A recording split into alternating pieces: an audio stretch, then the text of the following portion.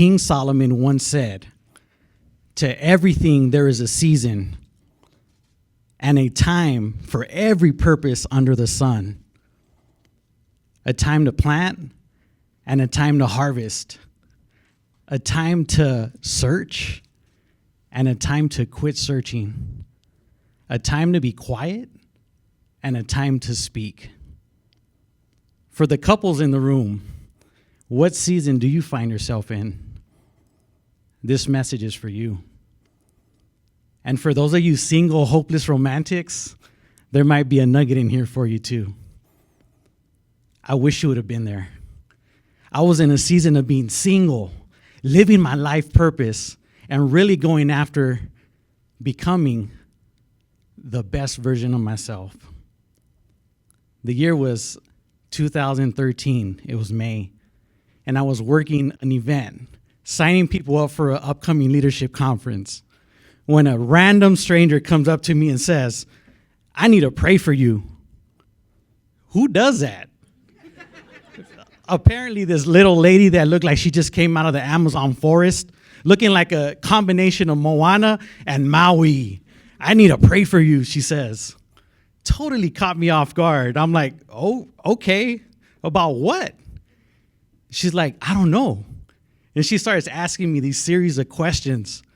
But it really came down to this one question that revolved around marriage. And it was simple. The question was, "Do you have a wife and kids?" And I was like, "No, I don't, but I would love to have a wife and kids one day." That's it. That's what I'm supposed to pray for you about. She runs off, grabs two others, comes back. We lock arms and we pray. As soon as I look up, she says, "Angel, I got a vision. Your wife is beautiful. She's amazing. She's perfect for you. But I feel like there's still something that you need to work on. And I feel like I got a word for you." And she says, "This word is personal, but I need to share it with you." The word is pride.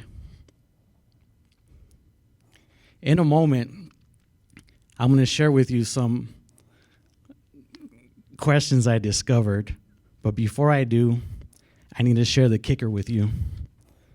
That night, I did go home, and she's like, "Don't take it from me.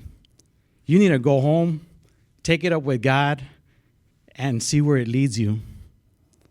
And that night I went home, and I looked up that word pride, and I realized that it wasn't that pride that we hear about all the time. We're like, "I'm proud of my country," or "proud of our kids." No, I realized that it was a selfish pride that I had, a pride that comes from ego and arrogance. And for the next few months, I found myself working on laying down my selfish pride.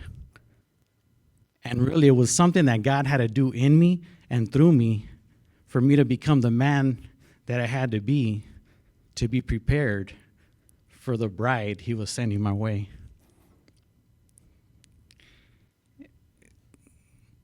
So I need to share with you this last piece, because this means everything to me. That random day, when that random lady came and prayed for me, I met my wife that day. She signed up for that leadership event, and the rest is history. We've been married now for 10 years. We're raising a family, running a business, and helping other couples come together and become one. Whatever season you find yourself in, you can never go wrong with laying down your selfish pride for the one you love.